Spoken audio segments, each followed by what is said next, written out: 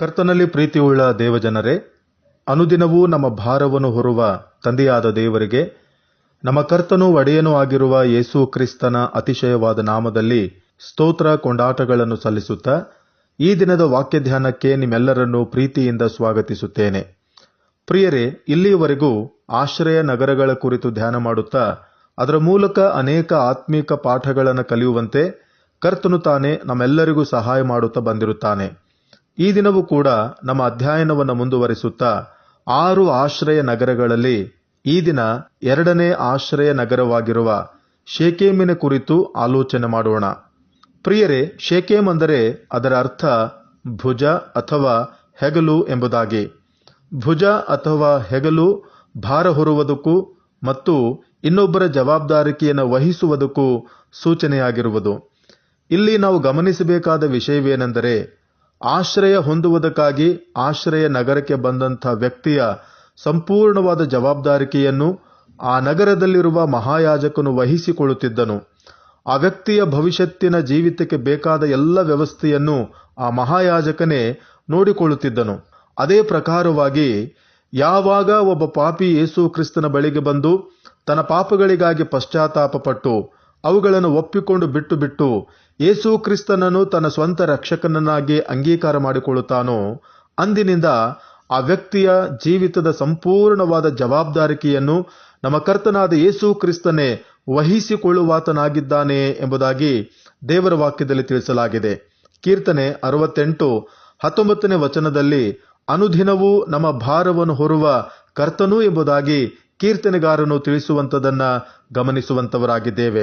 ಪ್ರಿಯರೇ, ನಮ್ಮ ಕರ್ತನಾದ ಯೇಸು ಕ್ರಿಸ್ತನು ನಮಗೆ ಸುಕ್ಷೇಮವನ್ನುಂಟು ಮಾಡುವುದಕ್ಕಾಗಿ ನಮ್ಮ ಪಾಪ ಅಪರಾಧಗಳನ್ನು, ನಮ್ಮ ಶಾಪಗಳನ್ನು, ನಮ್ಮ ರೋಗಗಳನ್ನು, ನಮ್ಮ ಬೇನೆಗಳನ್ನು ಹೊತ್ತುಕೊಂಡು ಆ ಕಲ್ವಾರಿಯ ಶಿಲುಬೆಯ ಕಂಬವನ್ನೇರಿ ನಮ್ಮ ಸಾಲವನ್ನೆಲ್ಲ ತೀರಿಸಿಬಿಟ್ಟಿದ್ದಾನೆ, ನಮ್ಮ ಹೊರೆಯನ್ನೆಲ್ಲ ನೀಗಿಸಿದ್ದಾನೆ. ಆತನು ನಮಗೋಸ್ಕರವಾಗಿ ಚಿಂತಿಸುವಂತ ದೇವರು.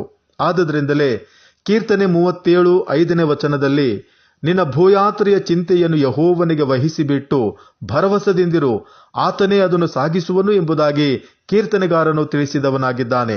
ಅಷ್ಟು ಮಾತ್ರವಲ್ಲದೆ ನಮ್ಮ ಮುಪ್ಪಿನ ಕಾಲದವರೆಗೂ ಆತನು ನಮ್ಮನ್ನು ಹೊತ್ತು ಸಾಕಿ ಸಲಹುವಂತ ದೇವರಾಗಿದ್ದಾನೆ. ನಮ್ಮನ್ನು ಹೆತ್ತಂತವರು ನಮ್ಮಿಂದ ದೂರವಾದರು, ನಮ್ಮೊಟ್ಟಿಗೆ ಒಡಹುಟ್ಟಿದವರು ನಮ್ಮಿಂದ ಅಗಲಿದರು, ನಮ್ಮೊಟ್ಟಿಗೆ ಜೀವಿತವನ್ನು ಹಂಚಿಕೊಂಡಂತ ಪ್ರಿಯರು ನಮ್ಮಿಂದ ದೂರವಾದರು, ನಾವು ಹೆತ್ತಂತ ಮಕ್ಕಳು, ನಮ್ಮ ಬಂಧು ಮಿತ್ರರು ನಮ್ಮಿಂದ ದೂರವಾದರು. ನಮ್ಮ ಜೀವನದ ಕೊನೆಯ ಕ್ಷಣದವರೆಗೂ, ಯುಗದ ಸಮಾಪ್ತಿಯ ಎಲ್ಲಾ ದಿನಗಳು ನಮ್ಮೊಂದಿಗಿದ್ದು ನಮ್ಮ ಭಾರವನ್ನು ಹೊತ್ತು ಸಹಿಸುವಂತವನು ನಮ್ಮ ಕರ್ತನಾದಂಥ ಯೇಸು ಕ್ರಿಸ್ತನಾಗಿದ್ದಾನೆ. ಎಂಥ ಅದ್ಭುತವಾದ ಸಂಗತಿಯಲ್ಲವೇ? ಯಾರು ಕ್ರಿಸ್ತನಲ್ಲಿದ್ದು ಜೀವಿಸುತ್ತಾರೋ ಅವರ ಎಲ್ಲ ಭಾರವನ್ನು ನಮ್ಮ ಕರ್ತನೆ ಹೊತ್ತು ಸಾಗಿಸುವಂತವನಾಗಿದ್ದಾನೆ. ದೇವರು ನಿಮ್ಮೆಲ್ಲರನ್ನೂ ಆಶೀರ್ವದಿಸಲಿ. ಪ್ರಾರ್ಥನೆ ಮಾಡೋಣ. ಪ್ರೀತಿ ಸ್ವರೂಪನಾದ ನಮ್ಮ ಪರಲೋಕದ ತಂದೆಯಾದ ದೇವರೇ, ನಮ್ಮ ಒಡೆಯನೇ, ನಮ್ಮ ನಿರ್ಮಾಣಿಕನೇ, ನಮ್ಮ ಸೃಷ್ಟಿಕರ್ತನೇ, ಈ ಸುಂದರವಾದಂಥ ಮತ್ತೊಂದು ಹೊಸ ದಿನಕ್ಕಾಗಿ, ಈ ಉದಯ ಕಾಲಕ್ಕಾಗಿ ನಾವು ನಿಮ್ಮನ್ನ ಸ್ತುತಿಸಿ ಕೊಂಡಾಡಿ ಹಾಡಿ ಹರಿಸುವಂತವರಾಗಿದ್ದೇವೆ. ನಿನ್ನ ಕೃಪೆಯಿಂದಲೇ ಮತ್ತೊಂದು ದಿನವನ್ನ ನಮ್ಮ ಜೀವಿತಕ್ಕೆ ಅನುಗ್ರಹ ಮಾಡಿಕೊಟ್ಟದಕ್ಕಾಗಿ ನಿನಗೆ ಸ್ತೋತ್ರ. ಈ ದಿನವೂ ಕೂಡ ನಾವು ಜೀವಿತದ ಸಂಖ್ಯೆಯಲ್ಲಿ ಎಣಿಸಲ್ಪಡಲಿಕ್ಕಾಗುವಂತೆ ನಮ್ಮ ವಿಷಯದಲ್ಲಿ ನೀನು ತೋರಿಸಿದಂಥ ದೀರ್ಘ ಶಾಂತಿಗಾಗಿ, ನಿನ್ನ ಕೃಪಾ ಕರುಣೆಗಳಿಗಾಗಿ ನಿಮ್ಮನ್ನು ವಂದಿಸುವಂತವರಾಗಿದ್ದೇವೆ.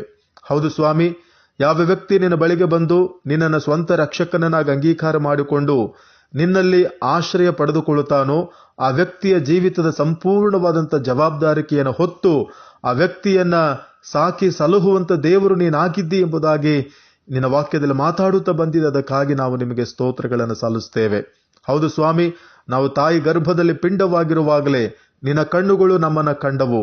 ನಾವು ತಾಯಿ ಗರ್ಭದಲ್ಲಿರುವಾಗಲೇ ನಿನ್ನ ಕೈಗಳು ನಮ್ಮನ್ನು ರೂಪಿಸಿದವು. ನಾವು ತಾಯಿ ಗರ್ಭದಲ್ಲಿರುವಾಗಿನಿಂದ ನೀನು ನಮ್ಮನ್ನು ಹೊರುತ್ತಾ ಇದ್ದಿ. ಮುಪ್ಪಿನವರೆಗೂ ನಾನೇ ನಿಮ್ಮನ್ನು ಹೊರುವೆನೆಂಬುದಾಗಿ ವಾಗ್ದಾನ ಮಾಡಿದ್ದಿ. ಅದಕ್ಕಾಗಿ ನಿನಗೆ ಸ್ತೋತ್ರಗಳನ್ನು ಸಲ್ಲಿಸ್ತೇವೆ. ಕರ್ತನೆ, ಈ ಸಂದರ್ಭದಲ್ಲಿ ಈ ವಾಕ್ಯಗಳನ್ನು ಕೇಳಿಸಿಕೊಳ್ತಿರುವಂತ ಪ್ರಿಯರು ಯಾರಾದರೂ ರೋಗಗಳಲ್ಲಿ, ಸಾಲಗಳಲ್ಲಿ, ಇನ್ನಿತರ ಬಾಧೆಗಳಲ್ಲಿ ಭಾರವಾದಂಥ ಜೀವಿತವನ್ನು ಜೀವಿಸುತ್ತಿರುವುದೇ ಆದರೆ ಅವರೆಲ್ಲರನ್ನ ನಿನ್ನ ಸನ್ನಿಧಿಯಲ್ಲಿ ಕರ್ತನೆ ನಾವು ನೆನಪಿಗೆ ತಂದುಕೊಳ್ಳುತ್ತೇವೆ.